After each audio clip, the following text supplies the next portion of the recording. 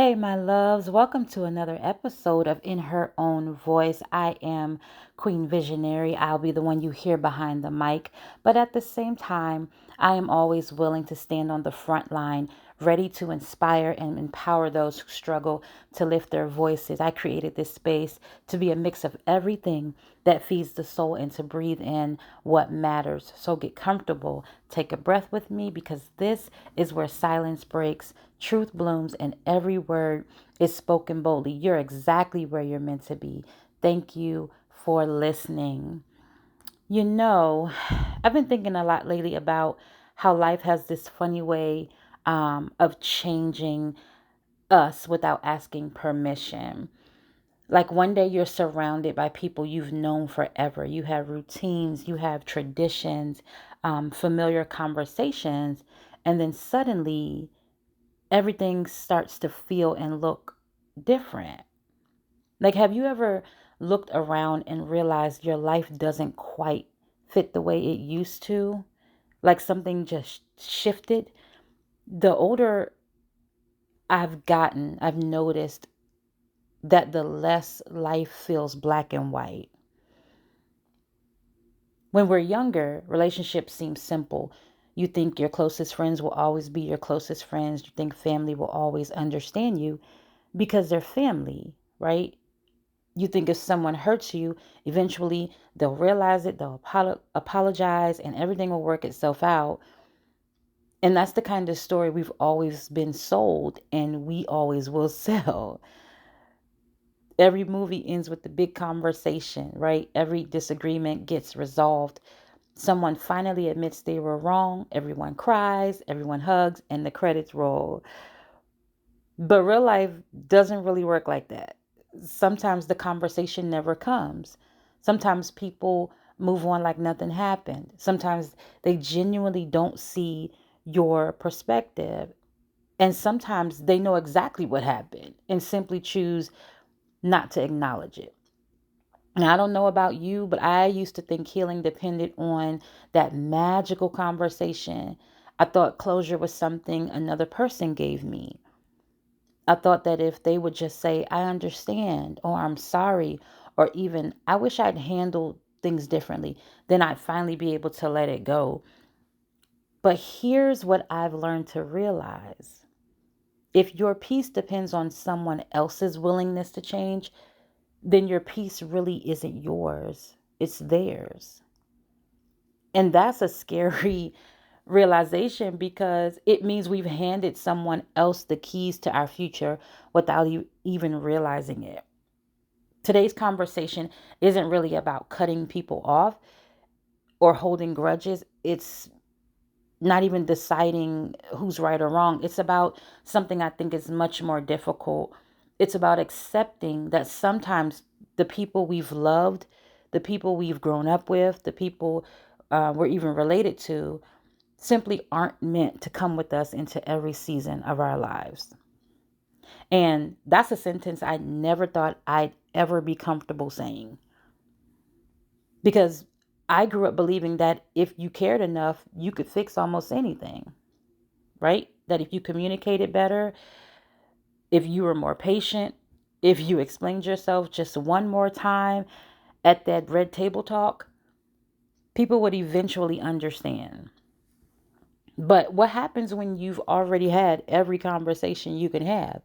What happens when you've explained yourself in 10 different ways to 10 different people? What happens when you've extended your grace over and over again? At some point, you have to ask yourself a really honest question. Am I waiting for healing or am I waiting for permission to heal? Because those are two different things completely.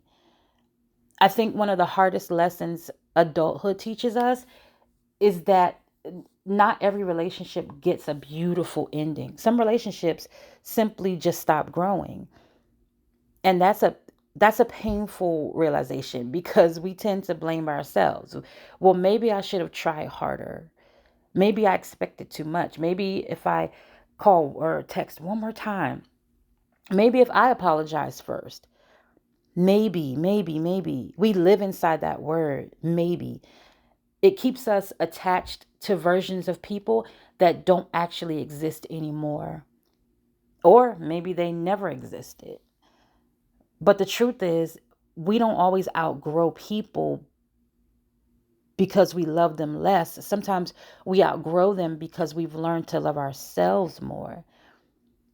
And that can feel incredibly confusing, especially when it's family that's involved, because we're taught that family is forever, right? But I think healthy relationships should be forever, not unhealthy patterns. Those are not the same thing. Sometimes evolution asks you to leave behind dynamics that once felt normal simply because you've realized they're no longer healthy. That doesn't mean you hate anyone. That doesn't mean you stop loving them. Sometimes it simply just means you've stopped sacrificing your peace to maintain a relationship that only survives if you're the one doing all the work. And I think that's where real growth begins. What's what's wild is that we think growth is supposed to feel exciting. Like you'll wake up one morning and suddenly feel lighter and more confident and more certain.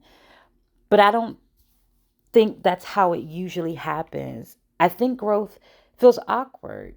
It feels unfamiliar. It sometimes it's even lonely because you've left behind what was familiar, but you haven't quite arrived at what's next yet.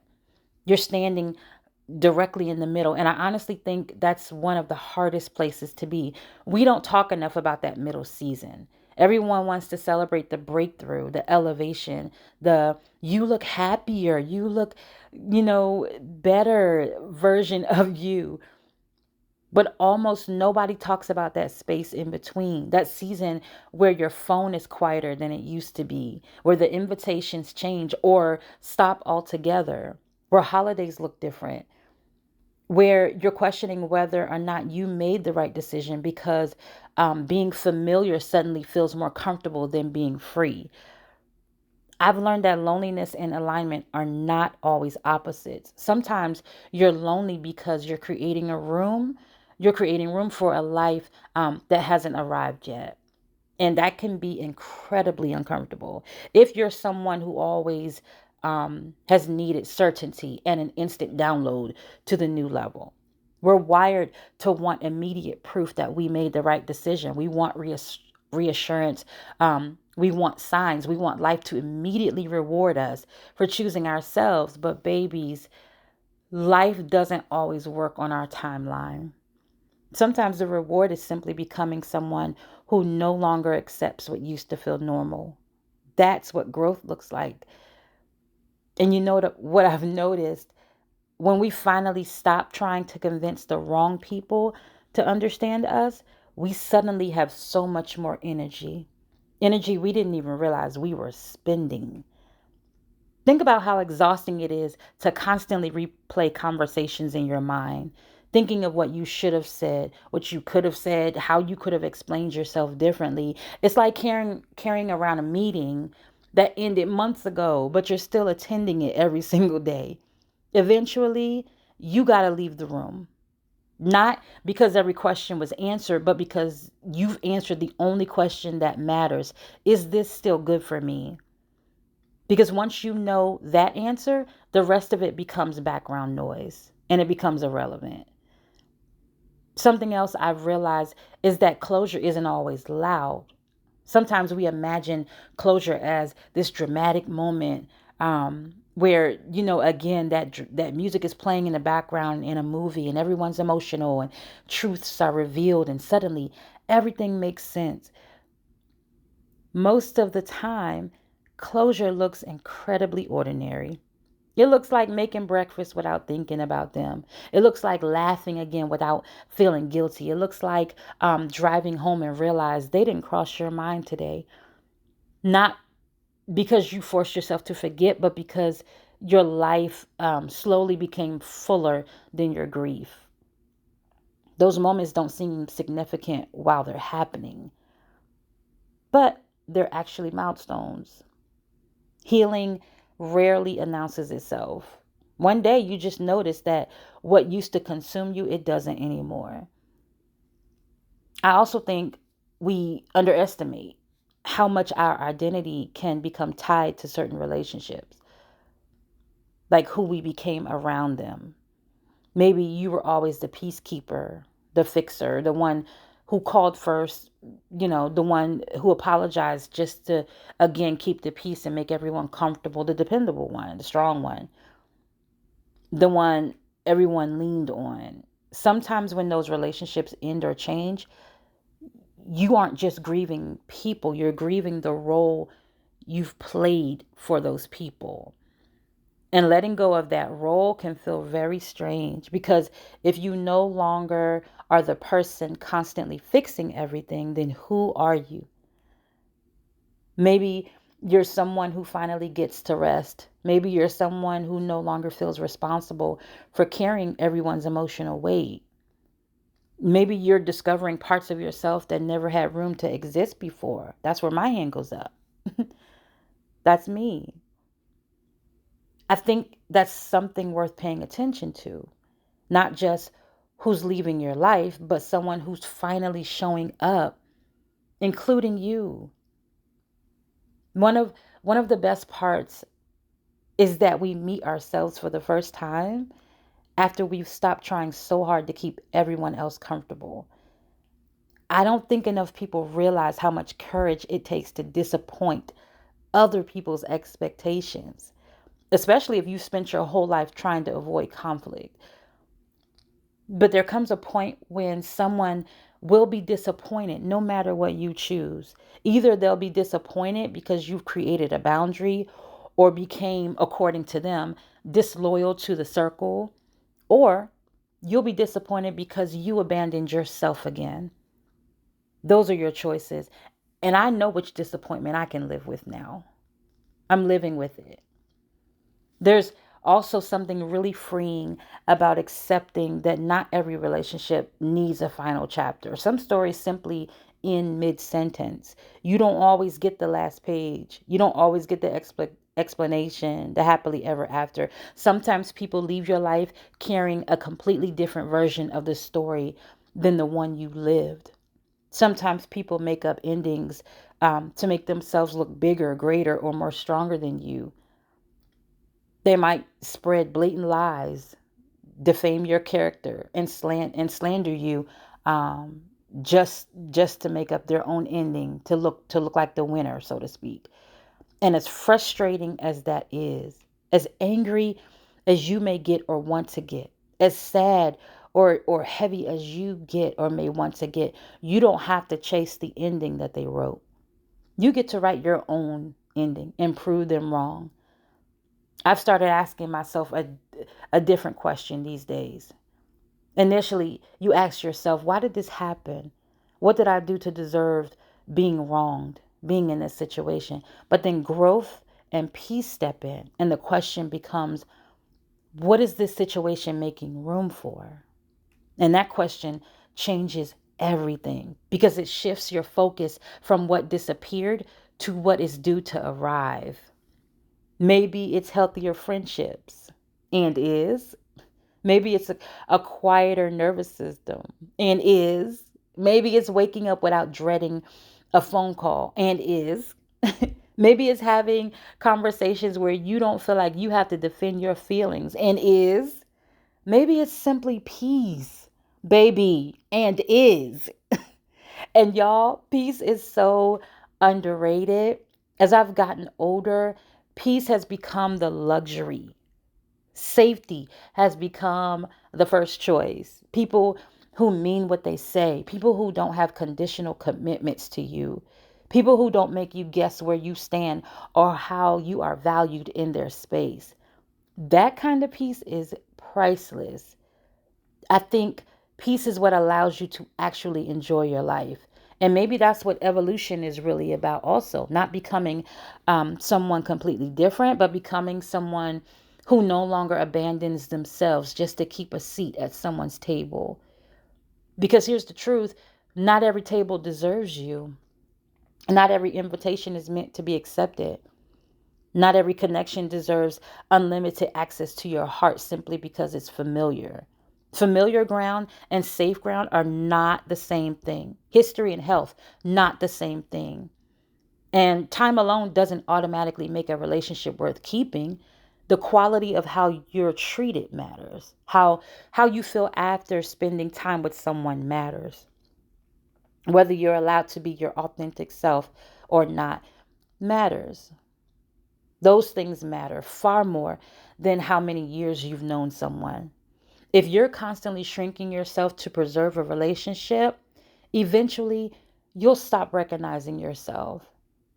And I don't think that's the price of love. I think that's the price of fear.